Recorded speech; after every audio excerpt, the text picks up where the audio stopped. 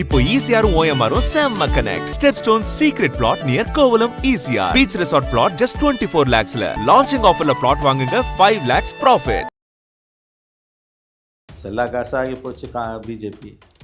4 seat இருந்த கட்சியை ஒரு சீட்டாக்கின பெருமை நயினாருக்கு தான் தாகும். தமிழ் மாநில காங்கிரஸ் வெளியில் போயாச்சு. 12 வருஷமாக நாங்கள் ஒரு சீட்டு கூட ஜெயிக்கல, வார்டு கவுன்சிலர் கூட வாங்க முடியல அப்படின்னு சொல்லிட்டு அவங்க வெளியில் போயிட்டாங்க. நேற்று தமிழக மக்கள் முன்னேற்ற கழகமும் வெளியில் போயிடுச்சு. சரி டிவிக்கோட தான் போவாரா ஜான் பாண்டியன் அப்படின்னு பார்த்தா இருக்குல்லே ஒஸ்டான ஆச்சு விஜய் ஆச்சு தான் அப்படின்னு சொல்லிட்டு அங்கேயும் ஒரு முற்றுப்புள்ளி வச்சிட்டாரு, இங்கேயும் ஒரு முற்றுப்புள்ளி வச்சிட்டாரு. திமுக போகிறாங்க எல்லாரும். ஜி.கே. வாசன் திமுகவை நோக்கி நகர்கிறார். திமுகவும் ஒரு காங்கிரஸ் லேபிள் வேணும். ராஜினாமா பண்ண மாட்டோம்னு அடம்பிடிக்கும் எம்எல்ஏ. ஆமாம், அவங்க பண்ண மாட்டாங்க. எப்படிங்க பண்ணுவாங்க? அவங்க டிஎம்கே எம்எல்ஏஸ் ஆகிட்டாங்க. இன்னொரு தடவை ஜெயிக்கிறதெல்லாம் அவ்வளோ ஈஸி இல்லை. சிதம்பரம் அவர்களும் ஸ்டாலின் அவர்களும் சந்திப்பு ஒரு இல்லத்தில் சந்தித்து பேசியிருக்காரு. ஆழ்வார்பேட்டை இல்லத்தில் சந்தித்து பேசியிருக்காரு. அதுவும் ஒரு அரசியல் அடுத்த கட்டமாக இல்லைங்க. இதில் ஒரு விஷயம் நீங்கள் பார்க்கணும். இது எல்லாத்தையுமே சந்தித்து பேசுனது, ராகுல் காந்தி பிறந்த நாளுக்கு ஸ்டாலினுடைய வாழ்த்து, இதெல்லாம் நீங்கள் ஒன்று கவனிச்சுக்கோங்க. 29 மக்களவை தேர்தலில் மீண்டும் திமுக காங்கிரஸ் கூட்டணி வருவதற்கு வாய்ப்பு இருக்குது. இந்தியா கூட்டணி கூட்டத்தில் ரொம்ப தெளிவாக ராகுல் காந்தி பேசுனது, திமுக ஒருபோதும் பிஜேபியோட போக மாட்டாங்க, நான் உத்தரவாதம் அளிக்கிறேன் அப்படின்னு அவர் சொன்னது. அதாவது நிரந்தரமாக காங்கிரஸுக்கு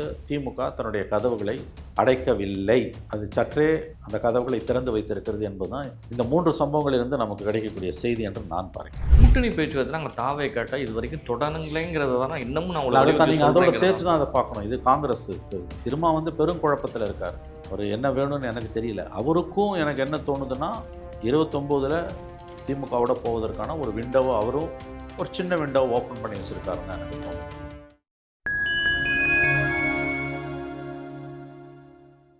ஆன்டி மீடியாவோட ஒரு ஸ்பெஷல் இன்டர்வியூவில் இன்று சிறப்பு அழைப்பாளராக தமிழ்நாட்டினுடைய ஒரு மூத்த ஊடகவியாளர் மணி சார் அவர்கள் இணைந்துள்ளார். சமகால அரசியல் குறித்த பல்வேறு கேள்விகளை முன்வைக்கின்றோம். வாருங்கள் நிகழ்ச்சிகள் சொல்லலாம். வணக்கம் சார். வணக்கம். நயினார் நாகேந்திரன் இன்னைக்கு வெளியில் பேசியிருக்காரு சார். ஒரு ஸ்டேட்மெண்ட் விஜய் அரசாங்கம் இந்த பதவி சிஎம் ஆகிறதுக்கு என்னென்னலாம் நீங்கள் பேசுகிறீங்க, யார்கிட்டையெல்லாம் கெஞ்சினீங்க, பிஜேபியில் நீங்கள் யார்கிட்ட பேசுனீங்கிறதெல்லாம் தேவைப்படும் பட்சத்தில் ஆதாரங்கள் வெளியிடப்படும் சொல்லி இன்னைக்கு செல்லா காசாகி போச்சு பிஜேபி. 4 சீட் இருந்த கட்சியை ஒரு சீட்டாக்கின பெருமை நயினாருக்கு தான் தாகும். அவரே தோத்துட்டாரு. இன்னொரு பக்கம் அண்ணாமலை பிஜேபியை உடச்சி சுரண்டி எடுத்துகிட்டு போயிட்டுருக்காரு. அதனால் நயினார் பேச்செல்லாம் சீரியஸாக எடுத்துக்க வேணாம், அதை கடந்து போகலாம். நீங்கள் அவங்க கட்சியிலே அவர் யாரும் சீரியஸாக எடுத்துக்கல, நம்ம எதுக்கு அவரை பற்றி சீரியஸாக பேசணும்? அவங்க கட்சியில் யாராவது 4 பேர் அவரை சீரியஸாக எடுத்துக்கிட்டால் அவர் நம்ம பார்க்கலாம். சுத்தமாக அவங்களுக்கு எந்த விதமான செல்வாக்குமே இல்லை. அண்ணாமலையை கூப்பிட்டு மணிக்கணக்காக பேசுகிற அமித்ஷாவும் நபீனும் பிஜேபி தலைவரும் மோடியும் நயினாரை கூப்பிட்டு எப்போ பேசினாங்க? ஸோ சொந்த கட்சியிலே செல்வாக்கு இழந்தவர்கள் இப்படியெல்லாம் பேசுவது என்பது நாங்களும் இருக்கோன்னு காமிச்சிக்கிறாங்க, வேற ஒன்றும் கிடையாது. ஏற்கனவே தமிழ் மாநில காங்கிரஸ் வெளியில் போயாச்சு. 12 வருஷமாக நாங்கள் ஒரு சீட்டு கூட ஜெயிக்கல, வார்டு கவுன்சிலர் கூட வாங்க முடியல அப்படின்னு சொல்லிட்டு அவங்க வெளியில் போயிட்டாங்க. நேற்று தமிழக மக்கள் முன்னேற்ற கழகமும் வெளியில் போயிடுச்சு. சரி டிவிக்கோட தான் போவாரா ஜான் பாண்டியன் அப்படின்னு பார்த்தா இருக்குல்லே ஒஸ்டான ஆச்சு விஜய் ஆச்சு தான் அப்படின்னு சொல்லிட்டு அங்கேயும் ஒரு முற்றுப்புள்ளி வச்சிட்டாரு, இங்கேயும் ஒரு முற்றுப்புள்ளி வச்சிட்டாரு. திமுக போகிறாங்க எல்லாரும். தேசிய ஜனநாயக கூட்டணியிலேருந்து வெளியேறிவிட்டார்கள். ஜி.கே. வாசன், எனக்கு ஜான் பாண்டியனை பற்றி தெரியாது. ஜி.கே. வாசன் திமுகவை நோக்கி நகர்கிறார். திமுகவும் ஒரு காங்கிரஸ் லேபிள் வேணும், அதனால் அங்கே போய் சேர்ந்துருவார். உள்ளாட்சி தேர்தலுக்கு முன்பாக ஜி.கே. வாசன் திமுகவுடன் போய் சேருவார். ஜி.கே. வாசனோட இதுவும் ஜான் பாண்டியன் அடுத்தடுத்த ஸ்டாண்ட் ஜான் பாண்டியன் எனக்கு தெரியாது, எனக்கு அவர் என்ன பண்ணுவார்னு தெரியாது. ஆனால் எனக்கு நன்றாக தெரியும் ஜி.கே. வாசன் திமுகவை நோக்கி நகர்கிறார். திமுகவுக்கும் ஒரு காங்கிரஸ் லேபிள் தேவைப்படுது, வாசனுக்கும் ஒரு புகலிடம் தேவைப்படுகிறது. அவர் அங்கே தான் போவார், வேற எங்கேயும் போக முடியாது அவரால். வாசன் என்ன வைகோ அவுட் அப்படிங்கிற அளவில் தான் இருக்கு. வைகோ இந்த பக்கம் வைகோ இந்த பக்கம் போறாரு, அது உண்மை. ஆனால் அதில் அந்த 2 எம்எல்ஏ ராஜினாமா பண்ண போறாங்களா என்னன்றதான் புரியல. அடம்பிடிக்கும் எம்எல்ஏக்கள் தான் இருக்கு. என்ன ராஜினாமா பண்ண மாட்டோம்னு அடம்பிடிக்கும் எம்எல்ஏ. ஆமாம், அவங்க பண்ண மாட்டாங்க. எப்படிங்க பண்ணுவாங்க? அவங்க டிஎம்கே எம்எல்ஏஸ் ஆகிட்டாங்க. இன்னொரு தடவை ஜெயிக்கிறதெல்லாம் அவ்வளோ ஈஸி இல்லை, எந்த சிம்பல் நின்னாலும். வைகோ மட்டும் வெளில போவார், அவ்வளோ. அது முதல்ல இந்த இவர் உறுதியாக அந்த 4 சீட் என் சிம்பல் என்ன இன்னைக்கு அவர் மந்திரி, அதை விட்டுட்டாங்க, இன்னைக்கு இங்கே நிற்கிறாங்க, அவ்வளோதான். அவரே நின்று ஜெயிச்சிருந்தாலும் மந்திரியாக இருந்திருப்பார். அவரே நின்று ஜெயிச்சிருந்தா வைகோவே மந்திரியாக இருப்பார். விஜய் கீழே வைகோ மந்திரியாக இருந்திருப்பார். டெல்லி சிறப்பு பிரதிநிதிக்கான வாய்ப்புகளும் வைகோ இருக்குது. ஒரு பக்கம் ஆப்ஷன், வைகோக்கான ஆப்ஷன் இப்போ ஏராளமாக விஜய் தரப்புலேருந்து கொடுக்கப்பட்டிருக்குது அப்படிங்கிறது தான் வெளியில. இந்த 2 எம்எல்ஏவை ராஜினாமா பண்ண சொல்லி தாவேக்கா விரும்பும். ஏன்னா ராஜினாமா பண்ணி அதில் 2 பேரில் ஒருத்தர் ஜெயிச்சா கூட அவங்களுக்கு லாபம். ஆனால் அந்த 2 பேர் எப்படி பார்ப்பாங்க? அவ்வளோ சுலபமாக இருக்கிற பதவி அவங்க இழக்க விரும்ப மாட்டாங்க. 2 பேரும் ஃபஸ்ட் டைம் எம்எல்ஏஸ். ஆமாம், எப்படி விரும்புவாங்க அவங்க? அந்த ஒரு அளவில் தான் அவங்களோட போயிட்டுருக்கு சார்.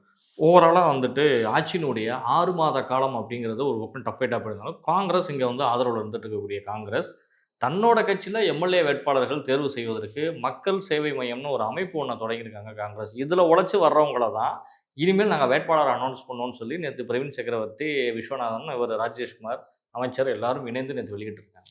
நல்ல முயற்சிங்க, செயல்படுத்தினா நல்லது. பட் எந்த அளவுக்கு செயல்படுத்துவாங்கன்றது தான் $1,000,000 கொஸ்டின். இது ஒரு நல்ல முயற்சி. மக்கள்கிட்ட நீங்கள் ஒர்க் பண்ணுங்கள், அதுக்கு பிறகு வாங்கன்றாங்க. அது உண்மையிலேயே அமல்படுத்தினா நல்லா தான் இருக்கும். இப்போ ப்ராக்டிக்கலாக அதை என்ன பண்ண முடியும்னு தெரில. ஏன்னா மேலே செல்வாக்கை வச்சு மேலே போய் டிக்கெட் வாங்கிட்டு வந்துடுவாங்க. ஓரளவுக்காவது இந்த மக்கள் சேவை மையத்தில் வேலை செஞ்சு வரவங்கள பயன்படுத்திக்கிட்டாங்க.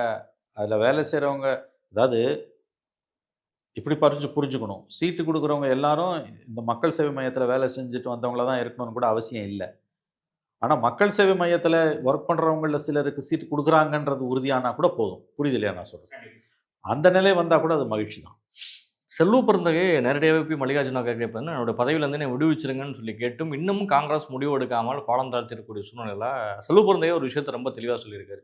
இப்போதைக்கு எனக்கு இருக்கிற ஒரு பெரிய பிரச்சனை மாநில தலைவர் தான். இதுலேருந்து விடுவிச்சுட்டாங்கன்னா மாணிக் தாகூர் பற்றியும் ஜோதிமணி பற்றியும் நான் பேச வேண்டிய ஒரு விஷயம் இருக்குது. இன்னும் நிறைய பேரை பற்றியும் நான் பேச வேண்டியது இருக்குது. 1 by 1 நான் வெளியிட போகிறேன் அப்படின்னு. அதான் அவலங்கள் வெளியில் வரும். அவர் காங்கிரஸ் விட்டு வெளியில் வந்த தலைவர் பதவியிலேருந்து நீங்கினோன்னா அவர் தலைவர் பதவியிலே இருப்பாரா, வெளியில் போவாரான்னு தெரியாது.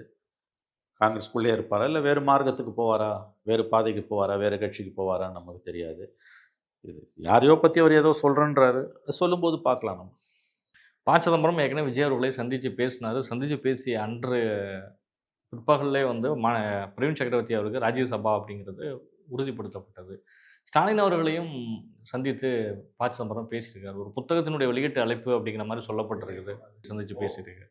சிதம்பரம் அவர்களும் ஸ்டாலின் அவர்களும் சந்திப்பு அவருடைய இல்லத்தில் சந்தித்து பேசியிருக்காரு. ஆழ்வார்பேட்டை இல்லத்தில் சந்தித்து பேசியிருக்காரு. அதுவும் ஒரு அரசியல் அடுத்த கட்டமாக இல்லைங்க. இதில் ஒரு விஷயம் நீங்கள் பார்க்கணும். இது எல்லாத்தையுமே சந்தித்து பேசினது, ராகுல் காந்தி பிறந்த நாளுக்கு ஸ்டாலினுடைய வாழ்த்து, இதெல்லாம் நீங்கள் ஒன்று கவனிச்சுக்கோங்க. 29 மக்களவை தேர்தலில் மீண்டும் திமுக காங்கிரஸ் கூட்டணி வருவதற்கு வாய்ப்பு இருக்குது.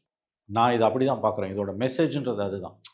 இங்கே அவன் பேசுகிறான், இவர் செல்வ பெருந்தகை ஏதோ ஜோதிமணியை பற்றி, மாணிக்க தாகூரை பற்றியெல்லாம் நான் ரகசியத்தை வெளியிடுவேன். இதெல்லாம் அற்ப விஷயங்கள். இதெல்லாம் தூக்கி தூரத்தில் போடுது. சிதம்பரம் போய் ஸ்டாலினை பார்க்குறாரு. சிதம்பரத்துக்கு ஸ்டாலின் அப்பாயின்மெண்ட் கொடுக்குறாரு. இவ்வளோ நடந்த பிறகும் ராகுல் காந்தி சொல்லாமல் சிதம்பரம் போய் ஸ்டாலினை பார்க்க மாட்டார். ராகுல் காந்தி சம்மதத்தோடு தான் சிதம்பரம் தன்னை பார்க்க வராரு அப்படின்றது ஸ்டாலினுக்கு நல்லா தெரியும். அப்போ அவருக்கு அப்பாயின்மெண்ட் கொடுக்குறாருன்னா அதான் நியூஸ். இது ஒன்று. 2வது, ராகுல் காந்தி பிறந்த நாளைக்கு ஸ்டாலினுடைய வாழ்த்து.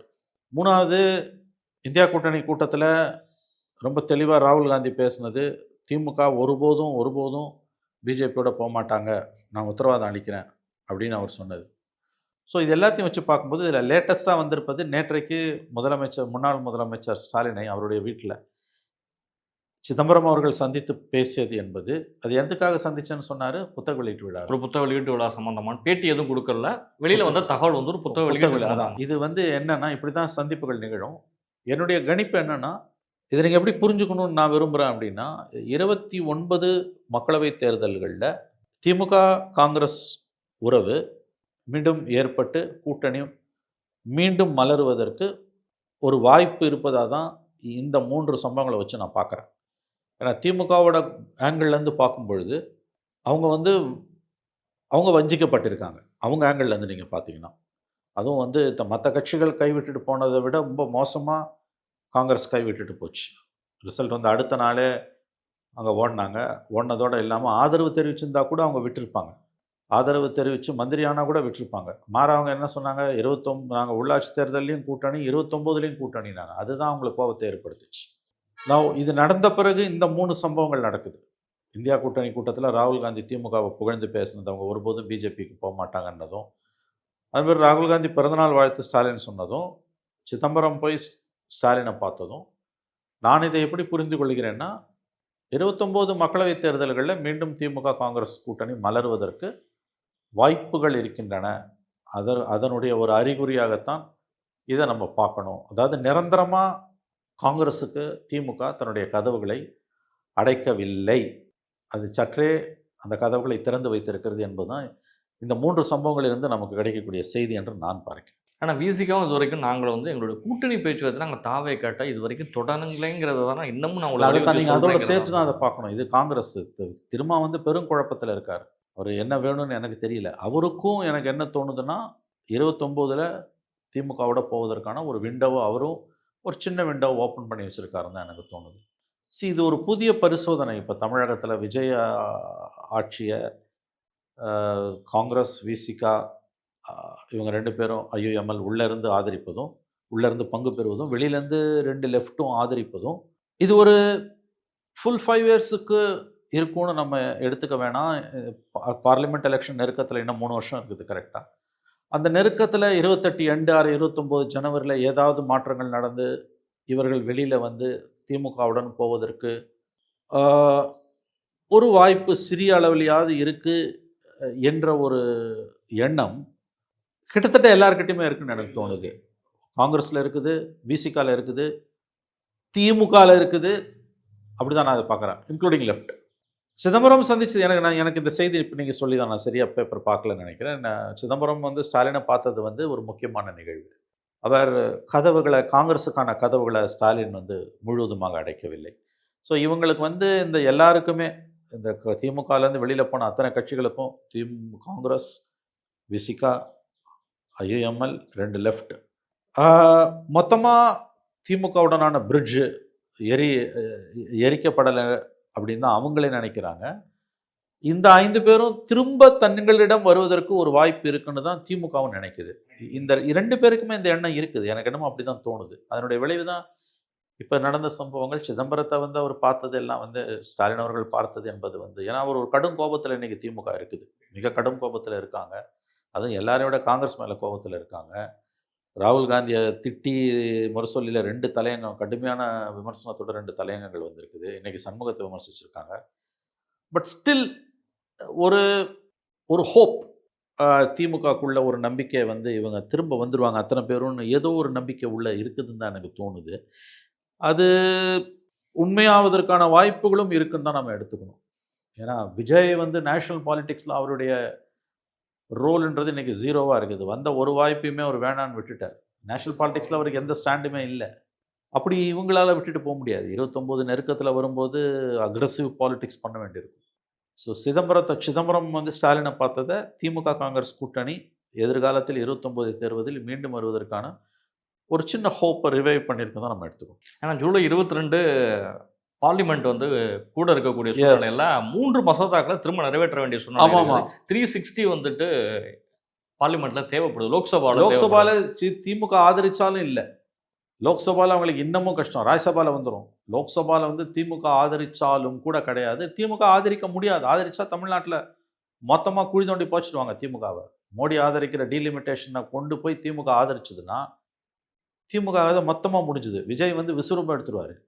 அது திமுகவோட முதுகெலும்பாக இருக்க முஸ்லீம் ஓட்ஸ் நிரந்தரமாக திமுக விட்டு போயிடும். அந்த தவிர ஸ்டாலின் செய்ய மாட்டார்னு தான் எனக்கு தோணுது. ஸோ இது வந்து திமுகவோட பலவீனம். காங்கிரஸோட பலவீனம் 29ல் அவங்களுக்கு 10 சீட் வேணும்னா விஜய் நம்பி வராதுன்னு அவங்க நினைக்கிறாங்க. அதனால தான் ஸ்டாலினை போய் பார்க்குறாரு. இத்தனை கட்சிகள் கூட்டணி இருக்கும் பொழுது காங்கிரஸுக்கு அங்கே சீட்லையும் பிரச்சனை வரலாம். 10 சீட் கேட்டது சின்ன சின்ன கட்சிகளை வச்சு எக்கச்சக்க சிக்கல் வரும். 3 தேர்தலில் சந்தித்த கூட்டணி சடனாக கொலாப்ஸ் ஆச்சு. ரிவைவ் ஆகுன்ற நம்பிக்கை உள்ளுக்குள்ளே இருந்துக்கிட்டே தான் இருக்குது. சகல தரப்புக்கும் இருக்குன்னு தான் எனக்கு தோணுது. நிச்சயமாக சார், உங்களுடைய நேரங்களை ஒதுக்கி சார் பல்வேறு கேள்விகளுக்கு பதில் தந்தது. நன்றி சார்.